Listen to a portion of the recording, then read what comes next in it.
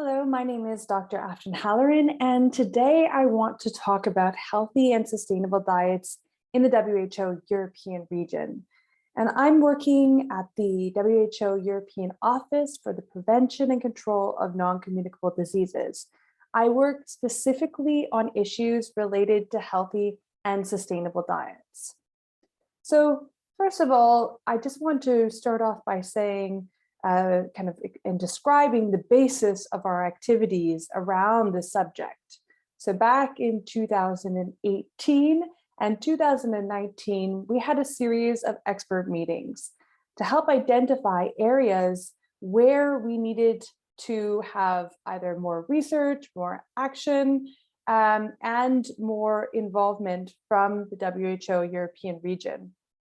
And so during these expert meetings, different areas of concern were identified by member states and also other experts from collaborating centers, research institutions in the WHO European region. So some of these areas of concern were definitions, uniform definitions, guidelines and policies. Yes, we have a definition of a healthy and sustainable diet, but what does that actually look like when we move it from the global level to a much more specific national or regional context? We also had concerns around, how do we actually collaborate between different stakeholder groups in order to address the shared challenges, not only in relation to health and nutrition, but also in terms of climate, in terms of other issues related to environmental impacts that we're seeing in our food system. Also, we saw specific areas of concern were the inclusion of environmental impact categories in dietary guidelines, because as we know, in most countries, this is non-existent. And as we move towards both healthy and sustainable diets, we really need to include environmental impact categories in dietary guidelines. And this is in itself is a challenge. We also saw concern for the reduction of inequalities associated with dietary transformation, the promotion of plant-based diets without an increase in ultra-processed foods. Also food labeling covering both nutritional content and environmental sustainability. And also product reformulation. How could we help small, medium, and large-scale enterprises to reduce salt, sugar, and fat content, and saturated fat content, and trans fat content in their products? And last but not least, how do we raise awareness in the population about how we change diets? How do we get people to actually shift their diets towards healthy and sustainable ones? So if you're interested to go into more depth, I would recommend you to read our recent expert meeting report that came out just recently, and that's covering our expert meeting from 2021, where we basically presented a lot of the information that I'm going to talk about today. So just to also throw this important aspect in there is, of course, the COVID-19 pandemic, which cannot be ignored when it comes to food security, when it comes to healthy and sustainable food and nutrition. So my colleagues and I, we co-authored this commentary piece looking at both the opportunities and threats of the pandemic and how we could actually focus some of our efforts towards non-communicable diseases and health systems, changing dietary behavior, food insecurity, and looking at how do we reach out more to vulnerable groups. So this is an open access piece that I recommend. It's a very short read, but I think it also provides a nice basis of the way forward. So I want to go through some of the specific activities that we're working on at the office, and basically tell you a little bit more about them and also some of the ideas that we have for the future. So when it comes to healthy and sustainable diets, we've heard from a lot of member states of, what will that look like if we start to change dietary behavior? What will it look like in terms of disease risk and looking at, overall environmental impacts? How will it impact the overall health of our national population and also in subpopulations? So what we've done is we've teamed up with a WHO collaborating center to create a data platform, which is basically a new modeling tool for the analysis of health and environmental implications of diets and dietary change. So basically, member states get access to the modeling platform where they can basically put in their own data and model these changes. And this was a specific request because what we see is that oftentimes these models are made by researchers and member states don't actually have the ability to actually do the modeling themselves. And so with this tool, it can inform dietary guidelines and other decision-making around healthy and sustainable diets. Another aspect that we're working on is healthy and sustainable food profiling models. And so in order to actually get this area of work started, we completed a systematic review of sustainable and healthy food profiling models and basically looked at how many different models are covering these two areas, sustainability and health. And what we found is that very few, no surprise, are including environmental sustainability. And when they do, they only look at, in general, few impact categories, such as climate change. But what's not included is, for example, biodiversity loss or other issues around land use changes. And so there's a greater need to have food profiling models that cover multiple impact categories and multiple indicators. And so the idea behind this was that once we know what's out there, once we know how we can improve these food profiling models, basically we can create a better and stronger one ourselves and help member states to assess national diets and promote appropriate foods when we have completed this activity. Together with other colleagues from the WHO European region, we have been looking at marketplaces, and this, of course, has been under great attention during the pandemic, and looking at how do we create healthy and safe traditional food markets. So I'm not going to go into this too much, but I just wanted to highlight that we do have, as of this year, a new publication which details how to improve availability, accessibility, utilization, and stability of safe and healthy foods in these very important and significant channels where many people across the region are purchasing food. Another area where we're working is in food reformulation. And so what we've heard from member states is that there's a greater need to reformulate for industry to reformulate products. But when it comes to the small and medium scale enterprises, often they don't have access to the same kind of information around reformulation or have the capacity in their companies to do so. So this manual is basically going to cover how to basically reduce salt and sugar and saturated and trans fats.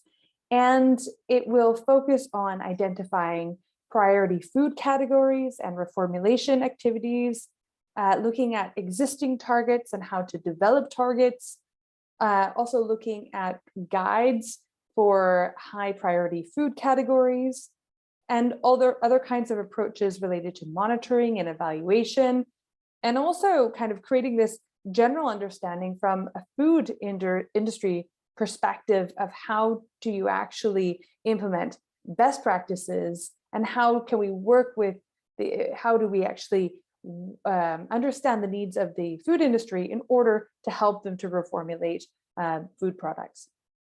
So this will be coming out next year. It's something that you can all look forward to.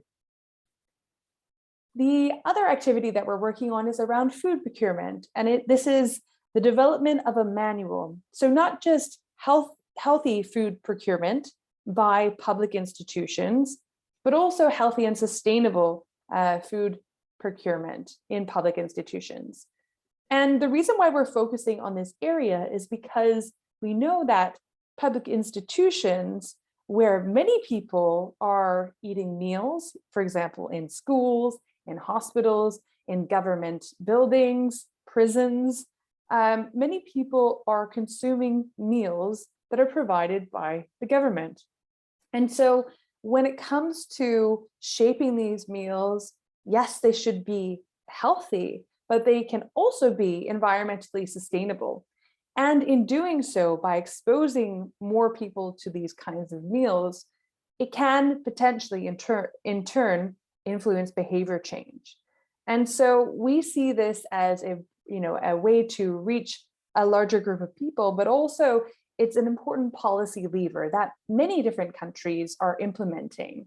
So in this manual, we're looking at how cities in particular can lead the way. Around the region, many cities have very strong and interesting food procurement policies in place and are developing them. And so we've been working with a public procurement officer from the city of Copenhagen, one of the leaders in the field, to develop this manual. And it will cover the different aspects, the legal aspects related to public procurement. Another area we've been looking into is plant-based diets. And of course, this is an area in many countries right now where we're seeing great interest, especially from the younger generations, of how do we actually eat vegan or vegetarian diets. And of course, in the public health community, this can also raise some concerns. And what we looked at is basically the adequacy of vegan diets. And we actually have published that paper. So please get in contact with me if you're interested in that publication, looking at the adequacy of a vegan diet. And this is a systematic review. We are also looking at plant-based substitutions, and we're trying to understand, doing some research with 5 different partners in 5 different cities around the WHO European region. We're looking into the nutritional content of vegan burgers. And also we're doing that, one, by gathering samples from restaurants, but also looking at supermarket data. And this is interesting because very few studies, both in our region and also globally, have looked into the nutritional content of plant-based dairy or meat substitutes. And so we really just want to understand from a very basic level the nutritional content. And at the same time, we've been looking into ultra-processed plant-based foods. And so we published recently a commentary piece in Global Food Security, which is looking at the very, very limited evidence right now in the studies that have looked at the nutritional quality of plant-based substitution products. For example, like plant-based sausages or milks. And we're basically trying to understand if this is a threat to public health. Is it something we need to pay more attention to? What does it look like from a non-communicable disease perspective? And we just wanted to shed light on this issue. So also, I recommend you to look at this recent commentary piece if you're interested, or reach out to me for more details. And we're also looking at digital food environments. This is something that we've seen grow substantially especially during the pandemic, because as many of us shifted to working from home, we saw the growth of food services going online. And that could be supermarkets, it could also be ordering takeout meals. And so we've defined this overall phenomenon as the online settings through which flows of services and information that influence people's food and nutrition choices and behavior are directed. And this is what we think is quite an interesting area to work in, because there's relatively little research when it comes to certain aspects of the digital food environment. We have colleagues who have done quite a bit of work together with other member states, including Turkey, and looking at digital marketing. But we have less evidence and less research when it comes to meal delivery apps and how that's influencing the accessibility to unhealthy foods potentially. We're also looking at online food retail like supermarkets and trying to understand how we can actually use these platforms to web scrape important data about food products, about the nutritional content and quality of these products available online. So overall, you can see here we have different areas, different work streams that we are working with, that our team is working with at the NCD's office. And all of these different activities are done to support member states through basically establishing this establishing a package of information that can help countries to promote and to understand healthy and sustainable diets better. So I just want to end by saying thank you very much for this opportunity. I'm very sad I could not be with you all today in Turkey, but you are very welcome to get in contact with me. You have my email address below. And if you would like to know anything else about this topic or gain access to some of these documents that I was talking about, please reach out. Thank you very much.